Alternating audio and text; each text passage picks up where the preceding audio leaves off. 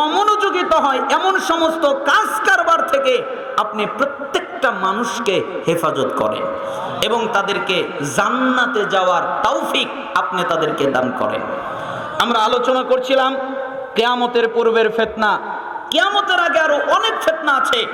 যেমন একটা ফিতনা হলো সমস্ত মুসলমান জাতির উপরে যত গোষ্ঠী আছে তারা একত্রিত হবে।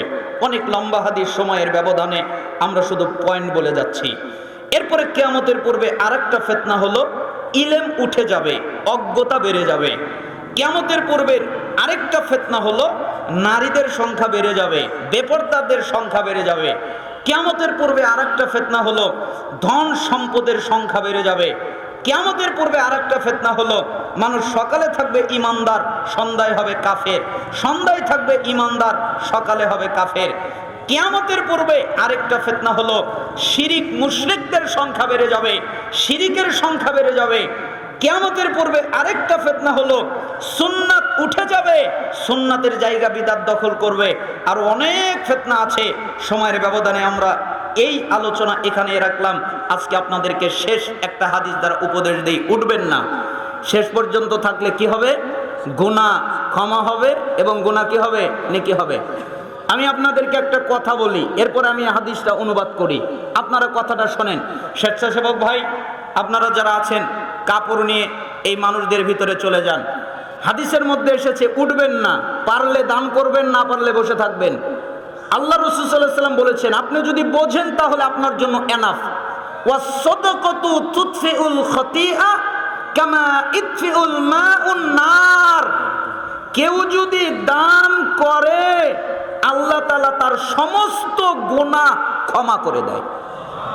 দান করলে আল্লাহ সমস্ত গুনাহ কি করে? ক্ষমা করে। ওইভাবে যেভাবে আগুনের উপরে পানি ঢেলে দিলে আগুন নিভে যায়, কেউ যদি দান করে আল্লাহ তাআলা তার সমস্ত গুনাহ ক্ষমা করে দেয়। এটা হলো তিরমিজি 2616 নম্বর হাদিস। আর মিশকাতের 271 নম্বর হাদিসে এসেছে ওয়াস-সাদাকাতু তুতফিউল খতিআ ওয়াস-সাদাকাতু বুরহান। সাদাকাটা হলো দলিল। তার মানে আপনার জমিনের দলিল আছে, তাই আপনার ক্ষমতা আছে। কেন? এই বাড়িটা আমার, কিভাবে? এই যে দলিল। এই জমিটা আমার, কিভাবে? এই যে দলিল। সালাত আদায় করলে জান্নাত হবে, যাকাত দিলে জান্নাত হবে, সিয়াম পালন করলে জান্নাত হবে, হজ করলে জান্নাত হবে, তবে দলিল হবে না। কিন্তু কেউ যদি দান করে তাহলে আল্লাহ তার হাতে জান্নাতের দলিল দান করবেন। যে জান্নাতটা তোমার, এই নাও তোমার দলিল, তোমাকে দলিল দেওয়া হলো। এই জন্য কেউ খালি হাতে যাবেন না। 5 টাকা 10 টাকা যে যা পারেন এই মজলিসে দান করবেন। আল্লাহ তাআলা আপনাদের দানে বারাকা দান করুন। স্বেচ্ছাসেবক ভাই ভিতর দিয়ে চলে যেতে পারেন। আর রাসূল সাল্লাল্লাহু আলাইহি সাল্লাম বলেন, উবাদা ইবনে সামিত রাদিয়াল্লাহু আনহু তিনি বলেন, ভালো করে বুঝবেন। রাসূল সাল্লাল্লাহু আলাইহি সাল্লাম বলেছেন ইদমানু লি সিত্তা মিন আনফুসিকুম আতমানু লাকুমুল জান্নাহ। তোমরা তোমাদের কাছ থেকে আমাকে 6টা জিনিস দেবে, বিনিময়ে আমি মুহাম্মদ তোমাদের জান্নাত দিব। আমরা দিব কয়টা?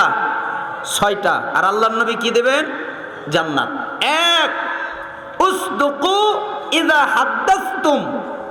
যখন তোমরা কথা বলবে সত্য বলবে। কথা বললে কি বলতে হবে? সত্য। মিথ্যা বলা যাবে? আপনি যদি সত্য বলতে না পারেন চুপ থাকবেন। কেন? মান সমাতা নাজা। যে চুপ থাকে ও নাজাত পায়। মান কানা ইউমিনু বিল্লাহি ওয়াল ইয়াউমিল আখির ফালিয়াকুল খায়রান আও লিয়াসমুত। যে ব্যক্তি আল্লাহ এবং আখিরাতে বিশ্বাস রাখে সে যেন ভালো কথা বলে, যদি বলতে না পারে তাহলে যেন চুপ থাকে। তাহলে কথা বললে কি বলতে হবে? সত্য বলতে হবে। ওয়া আউফু ইদা ওয়াআদতুম। 2, ওয়াদা রক্ষা করবে। আমরা তো মানব জাতি ওয়াদা আগেই ভঙ্গ করেছি, তাই না? ওই যে রুহের জগতে আল্লাহকে বলেছিলাম না, আল্লাহ বলেছিলেন আমি কি তোমাদের রব নই? আমরা কি বলেছিলাম? হ্যাঁ বালা, আপনি আমাদের রব, আমরা একমাত্র আপনার ইবাদত করব, আপনার সাথে কাউকে শরীক করব না। কিন্তু আমরা যখন দুনিয়ায় এসেছি তখন আমরা একমাত্র আল্লাহর ইবাদত করি না, আল্লাহর ইবাদতে শিরিক করি, ওয়াদা ভঙ্গ করেছি। এজন্য আপনাদের অনুরোধ করি কোন প্রকারের ওয়াদা ভঙ্গ করবেন না, ওয়াদা রক্ষা করবেন। ওয়া আদ্দু ইদা তুমিনতুম। 3, আমানত রক্ষা করবে। আমানত রক্ষা করার অনেকগুলো অর্থ হয়। একটা অর্থ হলো টাকা পয়সা ধন সম্পদের আমানত। আমার কাছে কেউ টাকা রাখলো, আমার কাছে কেউ অর্থ রাখলো, আমার কাছে কেউ কোনো জিনিস রাখলো, এটা আমানত না? আমানত না? আমানত, ওটা রক্ষা করবে। অথবা কথার আমানত, আমার কাছে কেউ কথা বললো, যে কথাটা কাউকে বলো না, তাহলে এটা কথার আমানত না? মা বোনেরা ভালো করে বুঝেন, আপনাকে একজন বলল, বুবু কথাটা বললাম কাউকে বলো না, আপনি আর একজনকে বললেন, তার মানে আমানত রক্ষা হলো না। 3, চেয়ারের গদির ক্ষমতার আমানত। আমি একটা চেয়ারের মালিক হয়েছি, আমি একটা ক্ষমতার মালিক হয়েছি, আমি একটা দায়িত্ব পেয়েছি, তাহলে ওই দায়িত্বটা আমাকে যথাযথভাবে পালন করতে হবে, ওটা হলো আমানত। আরেকটা আমানত হলো আল্লাহ তাআলা মানব জাতির উপরে কোরআন কিতাব নাজিল করেছেন, এই কিতাব একটা আমানত। অর্থাৎ এই কোরআন অনুযায়ী চলা, কোরআন যা নিষেধ করেছে এইগুলো ত্যাগ করা, এটা হলো আমানত। ওয়াহফাজু ফুরুজাকুম, তোমরা নিজেদের লজ্জাস্থান হেফাজত করবে, চরিত্রের হেফাজত করবে। অগদ্দু আবসারকুম, তোমরা তোমাদের চক্ষুকে কন্ট্রোলে রাখবে, নিয়ন্ত্রণে রাখবে।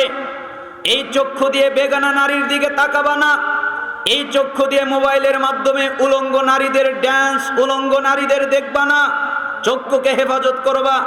অকুফু আইদিকুম, তোমরা তোমাদের হাতকে কন্ট্রোলে রাখবা। এই হাত দ্বারা কারো উপরে জুলুম করবা না, কারো উপরে অত্যাচার করবা না, কারো উপরে অন্যায় করবা না। মিশকাত 4870 নম্বর হাদিস। যদি 6টা কাজ করতে পারো: 1, যখন কথা বলবে সত্য বলবে। 2, ওয়াদাকে রক্ষা করবে। 3, আমানতকে রক্ষা করবে। 4, লজ্জাস্থান হেফাজত করবে। 5, চক্ষুকে নিয়ন্ত্রণে রাখবে। 6, হাতকে কন্ট্রোল করবে। যদি এই 6টা কাজ করতে পারো, আমি মোহাম্মদ বলে দিলাম তোমাদেরকে জান্নাতে নিয়েই যাব।